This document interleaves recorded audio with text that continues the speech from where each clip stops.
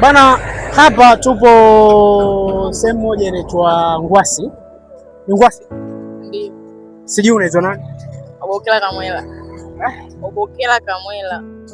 Obokela Kamwela. Kamwela. Ndio jina lako? Mali sogea kidogo. Sasa tunaona unafanya biashara, si ndio?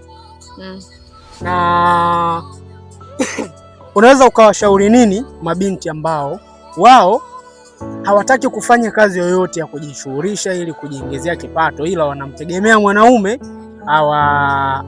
awapatie hela waweze kukizi mahitaji yao binafsi? Kikubwa tu watafute mitaji yao, waweze kutafuta biashara zao ili kujipatia pesa za kukizi mahitaji yao, sio kumtegemea mwanaume. Okay. Na kwa mfano wewe unafanya biashara na inagharimu pesa kiasi gani au mtaji kiasi gani kufanya biashara kama hii, na kwa siku unajiingizia kipato shingapi kwa siku? Hapa mimi mtaji wangu 10,000 tu. Mtaji ni 10,000 tu. Shilingi 10,000. Na faida yako unapata shingapi kwa siku? 7,000, inategemeana. Naweza kupata 7,000, 8,000. Okay. Na inaweza kukizi mahitaji yako ya kila siku au kuna kitu gani ambacho mtu anaweza akakusaidia wewe ukaongeza, au kama mdau ana chochote kitu anaweza akaongeza kwenye thamani ya hiki akuongezee kama shingapi ili uweze kukizi hiyo biashara yako? Anaweza kaniongezea hata 30 tu, niwe nachukua 40. Na miwa shilingi 40 inaweza ikaisha kwa siku ngapi? Siku 2. Siku 2. Inaisha kabisa?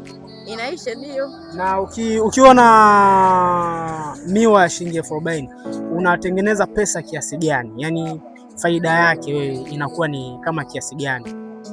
Inategemeana, naweza nikapata 30 kama mimi wenyewe ilikuwa vizuri, lakini kama ilikuwa haijakaa vizuri hata 25 nadhani.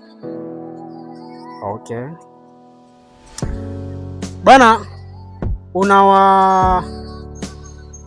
tuache basi na neno mabinti wenzio kama wewe. Wapambane, wajitahidi kutafuta hela zao, wasitegemee wanaume. Umeolewa? Hapana. Una mtoto? Na mtoto. Ana miaka mingapi? 2.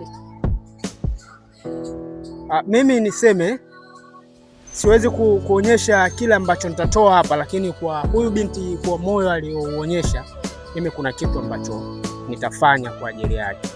Tuseme endelea kuifuatilia Squeeze Media, na mimi naitwa Kazezemo.